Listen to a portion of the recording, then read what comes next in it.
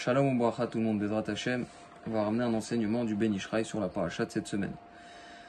Donc avant d'amener l'enseignement, on va ramener une petite introduction sur les gématriotes. Donc on avait expliqué la dernière fois que chaque lettre a une valeur numérique, Aleph 1, Bet 2, Gimel 3, ainsi de suite jusqu'à Yud. Yud c'est 10, Rav 20, Lamed 30, Mem 40, et ainsi de suite jusqu'au Kouf. Kouf on rentre dans les centaines, 100, Resh 200, Shin 300, Tav 400.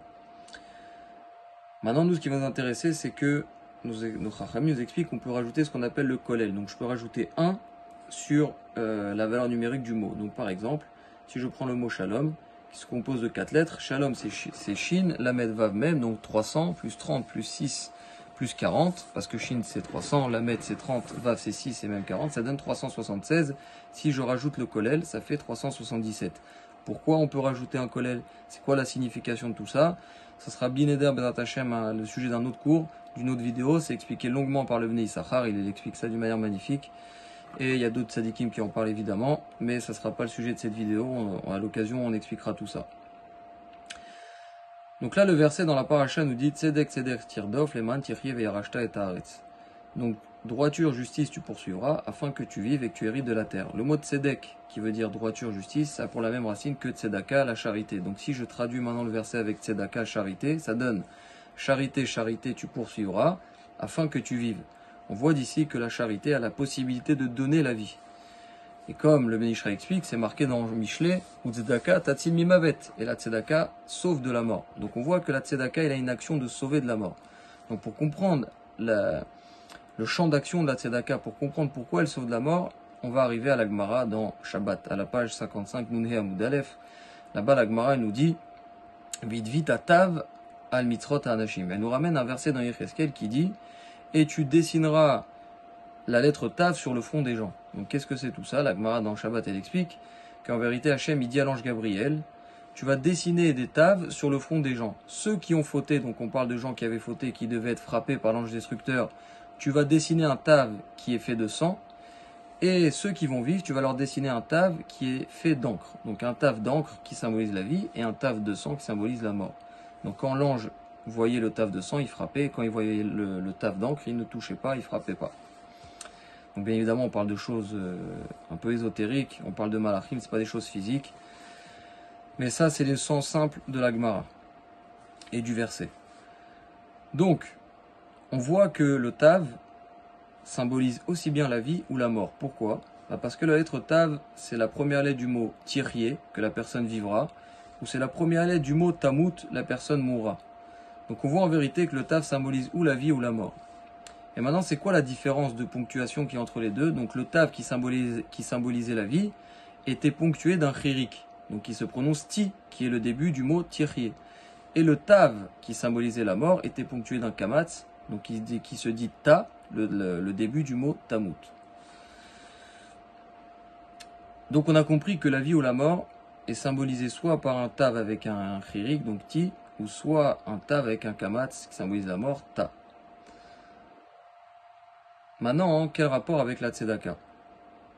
Alors on va comprendre tout ça d'une manière nifla. Le Ben Ishraï donne un chidouche extraordinaire. Il nous dit que l'action d'un homme qui donne, donc, c'est d'ouvrir la main. Quand j'ouvre ma main, donc quand je fais la tzedaka, c'est que j'ouvre ma main, je tends la main à l'autre. Venez, on s'arrête sur la racine de la personne qui est radin. Comment on dit un radin en hébreu? On appelle ça un kamtsan. Quelqu'un qui est radin, c'est un kamtsan. Donc sa racine trilétaire, c'est kamatz. Donc le kamatz symbolise la personne qui ferme sa main. Donc en vérité, quelqu'un qui a un décret Hachem Ishmor de mort sur lui, ça veut dire qu'il a un tav sur son front avec un kamatz. Qui le kamatz, dikmotz en hébreu, qui symbolise fermer sa main. Donc la personne qui a Hachem Yarachem un décret, il a sur son front un tav avec un kamatz. Comment je peux faire justement pour inverser ce kamatz, donc cette ponctuation qui se prononce A, qui veut dire aussi fermer sa main? Comment je peux l'inverser? Eh bien tout simplement en ouvrant la main, en donnant la tzedaka. Quand je donne la tzedaka, je vais enlever le kamatz qu'il y a sur le front, donc le kamatz qui est sous le tav, qui a sur le front la personne qui symbolise donc la fermeture, et je vais donc maintenant en arriver à être connecté, si je donne la tzedaka, à ce tav avec le chirik, qui symbolise donc Tirye, la vie.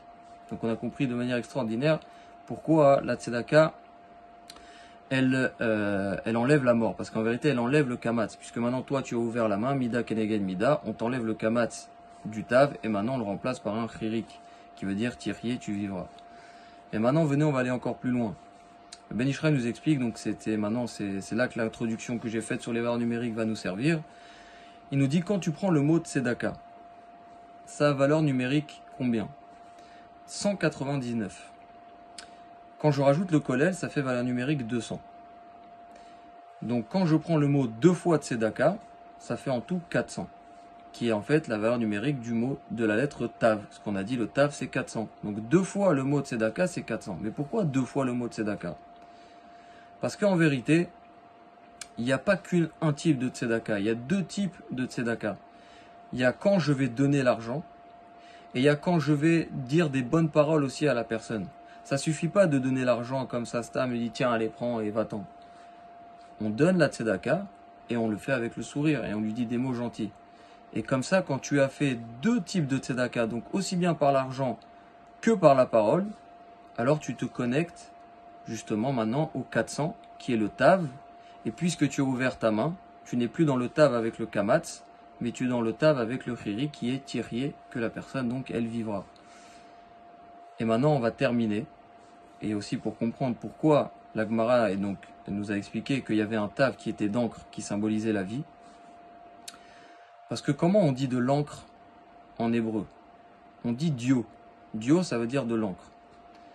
Quand vous prenez le mot dio, donc l'encre, vous inversez les lettres, ça donne la même lettre que le même mot, que le mot yud. Quand j'inverse les lettres de dio, l'encre, et que je prends les lettres, j'ai yud, vav, dalet, ça veut dire yud, la lettre yud. Quand on écrit la lettre yud, ça s'écrit en vérité, quand on l'écrit entièrement, ça s'écrit yud, vav, dalet, donc yud. Et c'est quoi le yud? Eh bien en vérité, c'est le chirik. Parce que quand vous remarquez le point qui symbolise le chirik, donc qui se prononce i, en fait c'est un point. Et c'est quoi le point? C'est yud. Donc en vérité, un homme qui va se connecter à l'ouverture de la main à la tzedaka, il a un beau tav sur son front qui est d'encre, et donc il le connecte à la vie. Donc Bezrat Hashem, on a compris d'une belle manière, le Ben Ish Chai nous a donné un enseignement extraordinaire sur c'est quoi la force de la tzedaka. Bezrat Hashem, voilà, on a compris à quel point c'est important de s'efforcer tous les jours de donner un petit peu plus. Kol Tov.